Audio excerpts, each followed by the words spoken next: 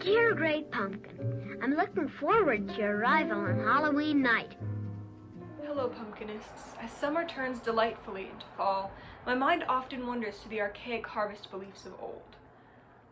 Though the most strife that comes out of our changing seasons now, at least, for the everyday person is having to put on a few extra layers and maybe some snow tires, the harvest season and winter after it used to be a matter of life and death. The incoming winter usually meant the threat of starvation if the harvests were not properly collected. The changing of the seasons was hugely important. Fall's overtaking of summer represented a deadline just as winter's fall to spring a starting line.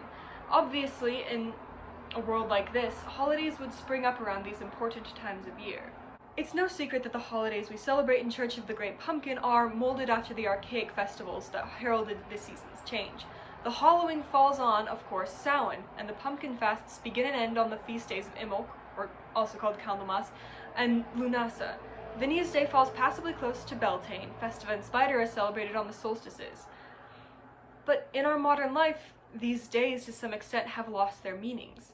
They no longer correlate to the triumph of a great harvest season or the sign of hope in the middle of a bleak winter, because, well, most of us are not at nature's constant mercy. We have heating systems and packaged food imported from elsewhere. Besides their historical significance, what purpose does it serve to celebrate the season's changes in this way? I plan to answer that question and compare our holidays to their archaic counterparts over the course of a few videos. I do this A, because it saves time for me, and I can have some pre-planned videos, B, shorter, less broad videos are more digestible for you, and C, so I can release them in a manner that matches up with the holiday's calendar date. As it is September, now our next holiday is, you might have guessed, the Hallowing. More widely celebrated in the modern day as Halloween, it occurs each year on the 31st of October and is by all accounts the spookiest night of the year. Now, some Halloween history buffs might know, the modern celebration is descended from Samhain, the ancient Celtic festival of the dead. Now, one could talk for hours about Samhain's evolution into modern Halloween, but we're not going to because we're talking about how Samhain correlates to the Hallowing. If you do want some wonderfully well done Halloween history, I'd advise checking out the podcast It's Always Halloween and listening to the first few episodes. Where did Samhain come from? Some people have theorized that the Celts saw the Pleiades, a cluster of stars appearing and rising in the sky, as a symbol of summer's inevitable death, meaning it could correlate to when Samhain was celebrated. The general consensus is that Samhain showed up as a holiday about 2,000 to 2,500 years ago. However, there are some Neolithic burial grounds that mark it as an important date as early as the year 3000 before Common Era. Among the many stone structures adorning the infamous Hill of Tara in Ireland stands what appears to be a hill with a stone doorway. If you enter this mound in the dark of night on the eve of Samhain and wait within, sunlight will pierce directly through the east-facing door and light up the burial ground known as the Mound of Hostages on sunrise on Samhain. The Mound of Hostages is full of Neolithic cremated remains and is about 5,000 years old.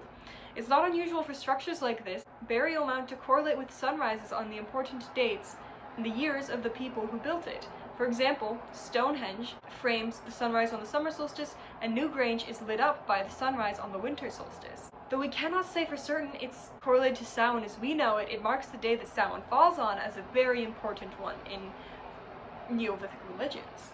What is Samhain about? Well, for one, look at the name. It literally translates to summer's end. It was believed that Samhain heralded in the darker half of the year, and though we know that the days start to get shorter months before October, this categorization makes sense. Late October is when the encroaching nights become starkly noticeable, when the winter winds start to roll in, like writhing tongues of frost. I remember waking up some October mornings to snow on the ground, which often melted by afternoon. A little taste of the winter that was yet to come. As I said before, the holiday of Samhain was celebrated by the Celts. That being said, it seemed especially prominent in Ireland because that's where most of our historical fact comes from about it. Also, both Wales and Cornwall, which are in the British Isles, had their own versions of the holiday, Calan Gaeaf for Wales and Allantide for Cornwall. Calan Gaeaf was considered the first day of winter, and I'm definitely pronouncing its name wrong, and was celebrated usually around November 1st. Allantide is a saint's feast day and is celebrated a lot like early Halloween was, but with way more apple-related stuff. Samhain was usually celebrated with huge bonfires, sometimes consisting of the bones of slaughtered cattle, and the donning of animal skin costumes and offerings to the dead. It was believed that Samhain and its sister holiday Beltane represented times when the veil between the mortal world and the spirit world was at its thinnest, meaning the dead and perhaps far worse creatures could cross over. Most of Samhain's celebrations were done in fear of the wrath of these spirits. People dressed up as to scare them off, but perhaps to fit in among them. Bonfires may have protected them from spirits, or it might have appeased the spirits. Turnip lanterns with fearsome faces were carved to ward off the terrible malevolent beings that walked the earth on this night. It's said that sometimes people used these bonfires to light their hearth fires at home, carrying the sacred flame with them through the night to stave off evil. There is, of course, the brambrack bread, which is, to this day, in Ireland associated with Samhain and baked and eaten in celebration of it. Oftentimes, a ring is hidden inside the bread, and whoever finds it is thought to receive good luck. Some old legends mark Samhain as a day of sacrifice, such as written in the Book of Invasions. Some medieval texts claim that the High Kings would meet on the hills of Tara on Samhain every couple of years. Irish folk tales tell of legendary kings meeting their deaths on this day.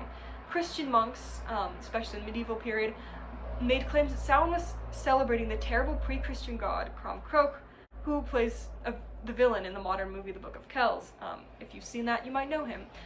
These claims are a little doubtful, as Christians would have benefited from demonizing these archaic celebrations. My personal favorite bit of Samhain lore is that it's the night on which the mischievous Puka strikes.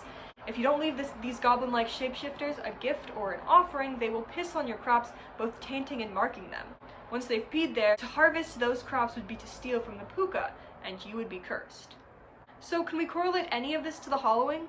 Well, the first recorded Hallowing celebration only dates back to about 2018 Common Era. It's commonly celebrated by the carving of pumpkins, decorating of spaces, group revelry, cozy late-night fires by the hearth, and most importantly, searching the skies for our God as he makes his rounds, bringing joy to all of us before his death at sunrise. We believe that the Hallowing is the night on which Vinia dies, and when the great pumpkin hollows himself out in her honor to bring joy and gifts to the mortal humans, his last hurrah before he succumbs to his wintry grave. This being the night that Vinia, Earth, and the great pumpkin cross over into death wonderfully links it with it being the night when the veil between the mortal and the spirit realm is at its thinnest. It's the night on which Festiva takes control, loosing her wild pack of demons upon the earth. Maybe, as the maze into the last patch opens to receive our pantheon's dead, spirits of the deceased can escape and wander out into the mortal world. As stated by the holy text, the great pumpkin was once the sun. His death on the Hallowing is symbolic of winter's triumph and the shortening days, quite similar to Samhain's role as summer's end and the beginning of winter.